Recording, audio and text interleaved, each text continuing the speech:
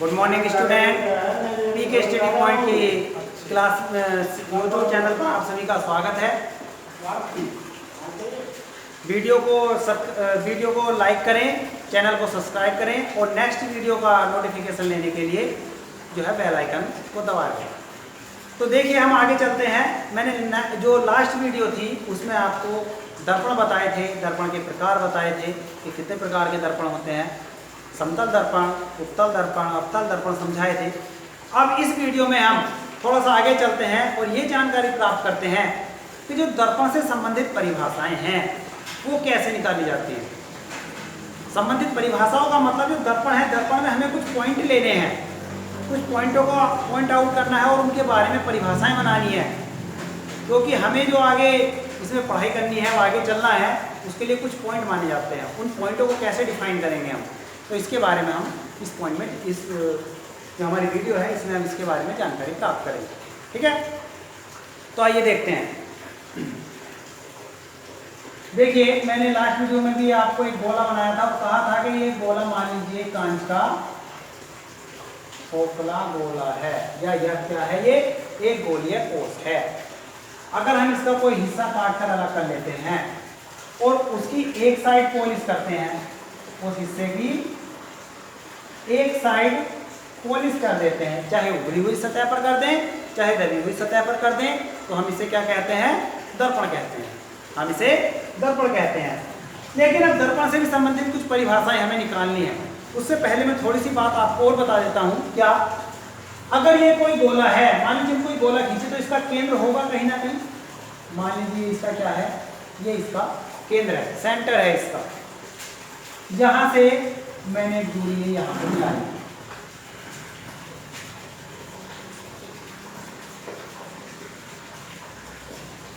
ये क्या है, इसका केंद्र है। मान लीजिए हम एक प्रकार को लेकर, आर्क को लेकर वृत्त बनाएं, तो जो प्रकार की नोक होगी, जो प्रकार की नोक होगी, आर्क की नोक होगी, वो बिंदु जो होगा उसी बिंदु को हम उसका वृत्त का केंद्र मान सकते हैं।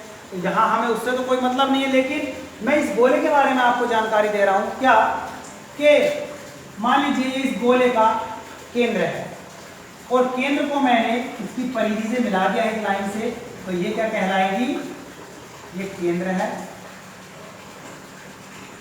और ये कहलाएगी परिधि। ठीक है, अब इसी को लेकर हम आगे परिभाषाएं निकालते हैं। देखिए कैसे परिभाषाएं निकलती हैं आगे। हाँ, तो देखिए कि ये मैंने क्या लिया है, गोला लिया है और ये बताया आपको ये इस गोले का क्या है, केंद्र है। और यहां से यहां तक की ये जो दूरी है, ये इसको क्या बताया मैंने, त्रिज्या। और इसी से हम लोग क्या काम करेंगे, ये दर्पण संबंधी कुछ पॉइंट हैं, इनकी परिभाषाएं निकालेंगे। जैसे वक्रता केंद्र, वक्रता त्रिज्या, ध्रुव, इनकी परिभाषाएं निकालेंगे। कैसे निकालेंगे, देखिए मैंने आपको बताया था कि दर्पण क्या होता है। दर्पण किसी कांच के गोले का कटा हुआ भाग होता है जिसकी एक साइड पॉलिश कर दी जाती है।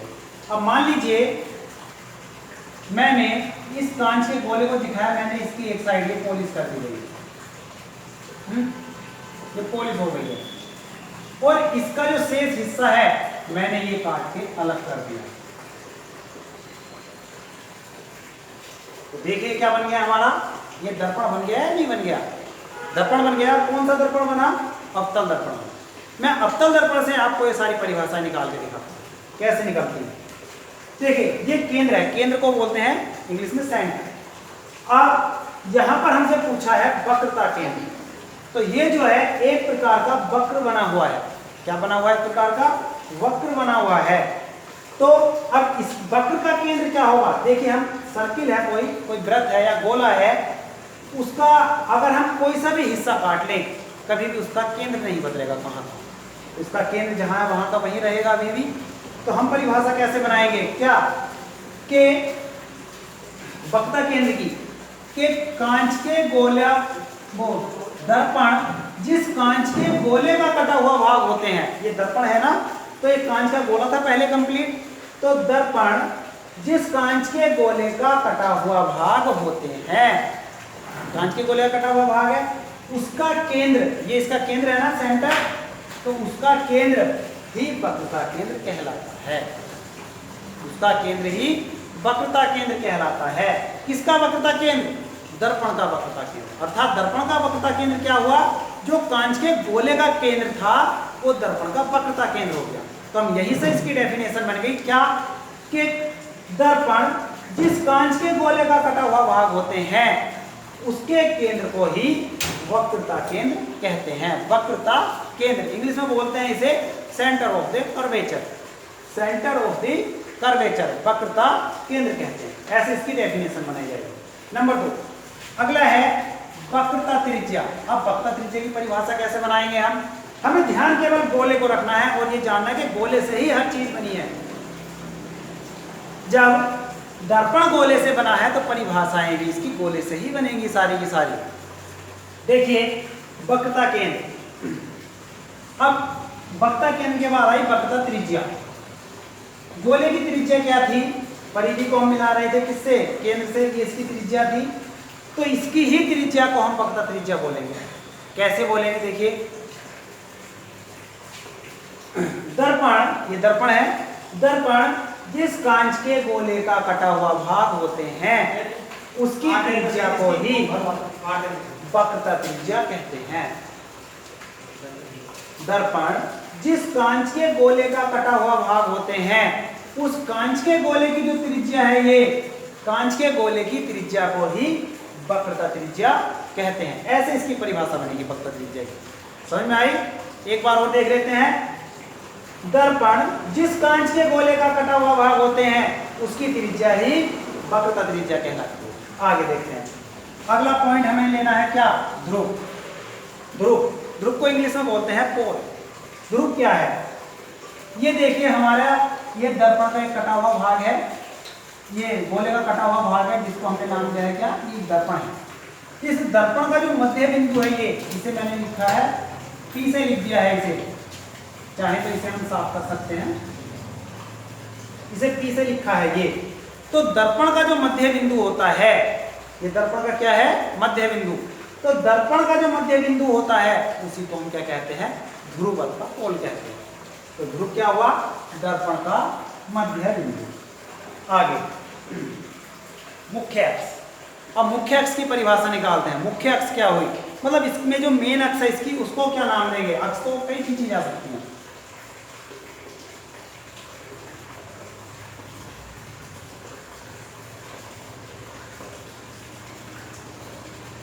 देखिए ये इसका केंद्र था गोले का, तो यही केंद्र किसका हुआ? दर्पण का।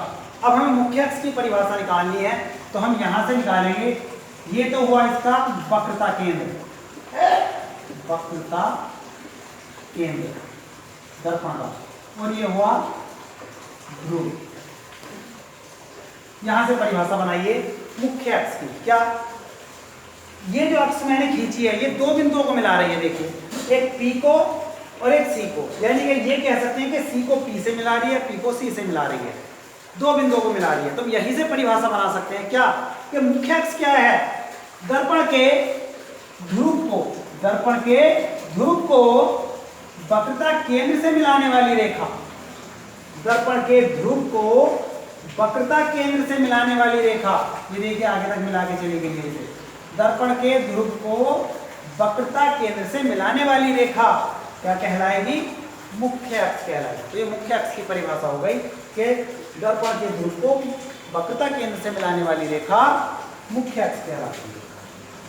ठीक है, अगली परिभाषा बनाते हैं दर्पण का दारक। दर्पण का दारक किसे कहते हैं? देखिए ये देखिए यहां से अगर यहां तक देखें हम, ये क्या है? ये दर्पण की ऊंचाई है। इतना ऊंचा दर्पण बना है हमने, किसी कांच के गोले का काट के दर्पण बनाया, तो इतना ऊंचा दर्पण बनाया, तो छोटा भी बन सकता है, इतना ही बन सकता है, इतना ही बन सकता है। तो जो दर्पण की ऊंचाई होती है, या ऐसे कह सकते हैं जो दर्पण का व्यास होता है, क्या कह सकते हैं इसे? व्यास। जो दर्पण का व्यास होता है उसे ही हम क्या कहते हैं?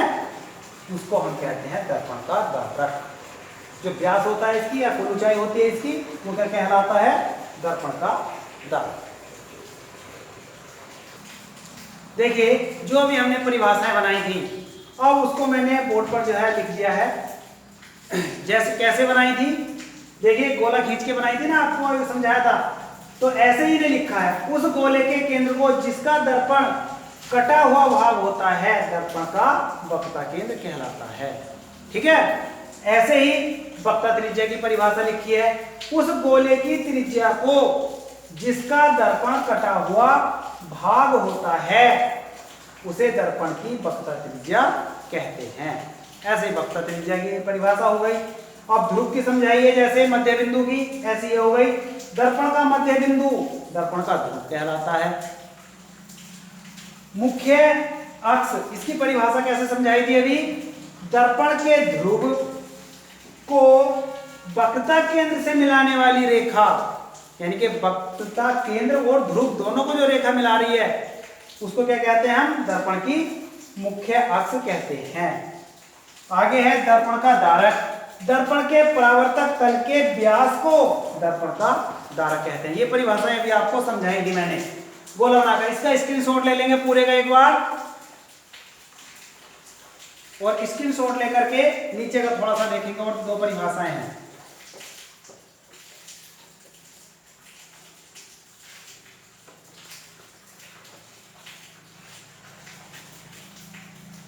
तो इसकी परिभाषा कैसे बनी है, ये मैंने एक दर्पण बनाया है, अवतल दर्पण। ये इसकी मुख्य अक्ष है, देखिए ये सी बिंदु है, ये इसका पी बिंदु है। पी मतलब ध्रुव और सी यानी के वक्रता केंद्र। इसको मिलाने वाली रेखा मुख्य अक्ष थी, तो ये मुख्य अक्ष है, मुख्य अक्ष है ये रेखा। अब मुख्य अक्ष के समांतर हम प्रकाश किरण ला रहे हैं, ये देखिए ये कैसे है, मुख्य अक्ष के समांतर मान लीजिए, ये मुख्य अक्ष के समांतर है। ऐसे ही और कोई रेखा खींचू, ये भी मुख्य अक्ष के समांतर है। समांतर का मतलब क्या है कि रेखाओं के बीच की दूरी घटनी या बढ़नी नहीं चाहिए, दोनों के बीच की दूरी बराबर बनी रहनी चाहिए, तो ऐसी रेखाएं समांतर रेखा कहलाती है। तो देखिए मुख्य अक्ष के समांतर है, ये एक और ले लीजिए मुख्य अक्ष के समांतर, ये एक और मुख्य अक्ष के समांतर। अब मैंने आपको बताया क्या, देखिए ये मुख्य अक्ष है, ये मुख्य अक्ष के समांतर आने वाली प्रकाश की किरणें जब यहां दर्पण से टकराती हैं और टकराने के बाद परावर्तित होती हैं, तो ये सारी की सारी किरणें एक ही बिंदु पर मिल जाती हैं, ये एक ही बिंदु पर मिलती हैं। ये प्रकाश किरण आई थी, ये पहली प्रकाश किरण, ये दूसरी, ये तीसरी, ये चौथी, चारों की चारों प्रकाश किरण, या इनसे ज्यादा भी आए तो सारी की सारी प्रकाश किरण एक ही बिंदु पर मिल जाती हैं, यानी कि एक ही बिंदु पर फोकस हो जाती हैं। फोकस शब्द आपने सुना होगा, यानी कि एक ही बिंदु पर मिलना, एक ही बिंदु पर फोकस हो जाना, तो ये बिंदु क्या कहलाएगा, फोकस बिंदु कहलाएगा। इसको एफ से लिखते हैं हम, कैसा बिंदु कहलाएगा, फोकस बिंदु। यानी कि मुख्य अक्ष के समांतर आने वाली प्रकाश की किरणें जिस बिंदु पर आकर मिल जाती हैं, परावर्तन के पश्चात जिस बिंदु पर आकर मिलती हैं, पहले नहीं बाद में परावर्तन में, उसको फोकस बिंदु कहते हैं। अब एक फोकस तल और रहेगा, इसकी डेफिनेशन और बनाते हैं। अगर हम ये जो फोकस बिंदु है, ये इस फोकस बिंदु से होता हुआ एक तल खींचे, मान लीजिए एक तल खींच लिया है ये, और ये मुख्य अक्ष के साथ 90 अंश का कोण बनाए, 90 डिग्री का जो कोण बनाए, तो तल 90 डिग्री का कोण बना रहा है मुख्य अक्ष के साथ, तो इसे कहेंगे हम इसके लंबवत है। कैसा है, लंबवत है। तो डेफिनेशन क्या बनेगी, देखिए फोकस बिंदु से होकर जाने वाला, ये फोकस बिंदु से होकर जा रहा है, कि बीच में बिंदु है और ऐसे गुजर रहा है इससे, तो फोकस बिंदु से होकर जाने वाला तथा मुख्य अक्ष के लंबवत, यानी कि 90 अंश का कोण बना रहा है, तो फोकस बिंदु से जाने वाला और मुख्य अक्ष के लंबवत जो तल होता है उसे फोकस तल कहते हैं। ऐसे डेफिनेशन नीचे लिखी हुई है, ऐसे बनाई गई है। इसको स्क्रीनशॉट ले लेना, सेव कर लेना।